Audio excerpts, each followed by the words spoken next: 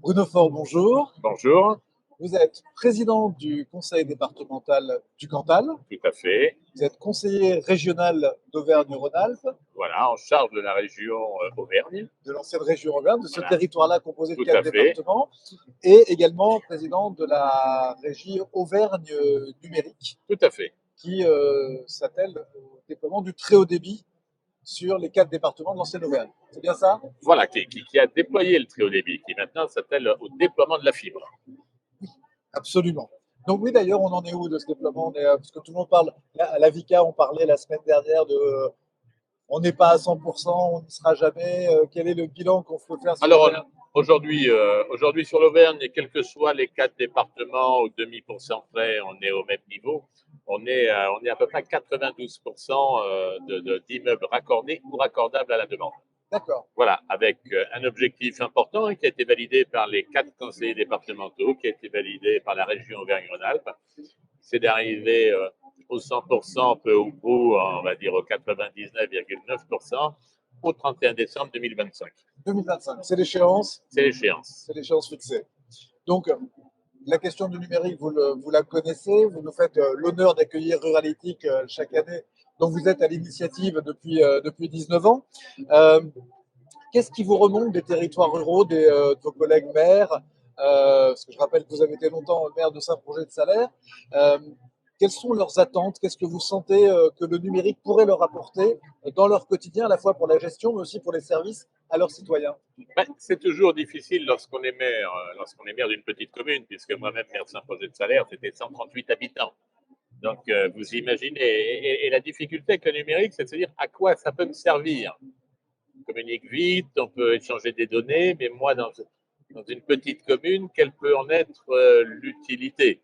Et je crois qu'on a besoin effectivement de différents organismes d'aller voir, et ce en quoi Ruralytic c'est essentiel, parce que il y a des conférences, on a des startups, enfin on arrive à échanger et à se dire ah bah oui tiens le numérique peut nous permettre de faire ça, peut nous permettre d'échanger de la donnée, peut nous permettre, et là je parlerai en tant que président de département, de travailler avec des structures pour connaître l'état de ma route, enfin sans avoir des agents qui pourront se déplacer, ça peut me permettre effectivement de gérer les déplacements de mes flottes de véhicules. Un maire, effectivement, peut se poser de multiples questions à ce niveau-là également. Et je crois que c'est l'échange que l'on peut avoir avec des collègues qui permettent d'avoir pas mal d'informations. Et puis, c'est vrai que dans le département, on a la chance d'avoir AGEDI, donc qui travaille en lien avec les collectivités, essentiellement des communes et des intercos, avec tout un tas j'allais dire, d'outils mis à disposition. Bien sûr, à l'origine, ils étaient connus, je veux dire, pour la comptabilité. Oui, Mais depuis la comptabilité, ils ont été bien au-delà de ça. Avec des sujets qui sont d'accord, plus ou moins glamour, mais ils ont le logiciel, enfin, ou l'application pour la gestion des cimetières. mais il faut le faire. Mais il faut le faire, bien évidemment. Et je crois qu'aujourd'hui, c'est essentiel lorsqu'on sait comment il faut gérer la durée des concessions, etc., etc. C'est complexe. Et lorsqu'on a un outil pour le faire, c'est bien. Mais c'est également tout ce qui va concerner le cadastre ou autre, ou voir la numérisation de l'ensemble des réseaux, canalisation d'eau, assainissement, etc. On en voit la réelle utilité à partir du moment où on a besoin de faire des travaux importants. Ouais. Et on se pose la question à savoir où passent les canalisations ou autres. Et je crois que le numérique, globalement, nous permet de répondre à l'ensemble de ces informations, j'allais dire support ou simplement de gestion. Et elles sont essentielles, tout du moins c'est un confort quand on les a. Dernière question, c'est plus avec la casquette Auvergne numérique, on voit de plus en plus de structures qui développent des réseaux d'IoT et d'objets connectés pour le contrôle de la qualité de l'air, la gestion des réseaux d'eau, la gestion des réseaux d'énergie. Est-ce que c'est quelque chose à quoi vous réfléchissez aujourd'hui sur le fait finalement d'aller pousser sur la base des réseaux fibres des petits réseaux qui vont permettre de valoriser des facteurs environnementaux? Alors, pour le moment, au niveau de la régie, non. Concrètement, on est sur le déploiement, puisque enfin, je rappellerai simplement que c'est un programme important d'un peu plus d'1,5 milliard Oui, au niveau des quatre départements. Et c'est vrai qu'aujourd'hui, qu'est-ce qu'on fait? On fait du génie civil et on tire. Euh, oui.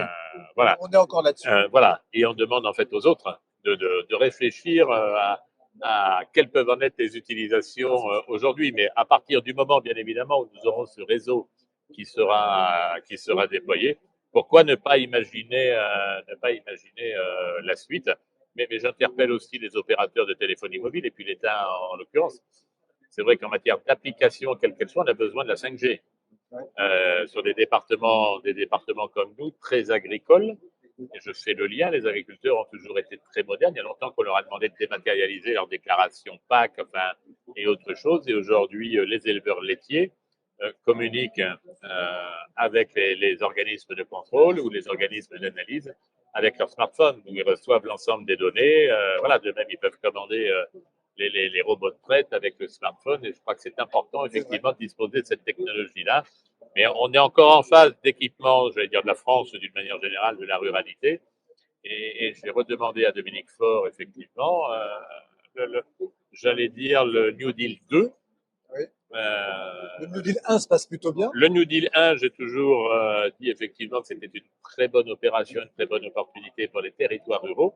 Ceci dit, dès l'origine, j'ai vu qu'il y avait une distorsion entre les besoins des territoires et la vision que pouvaient en avoir les décideurs parisiens. Nous parlons, nous, en territoire, en site, ils nous parlent en pylône, sachant que dans une commune de surcroît de montagne, avec un relief un peu difficile, il nous faut souvent plusieurs pylônes par site, par commune, pour pouvoir la couvrir.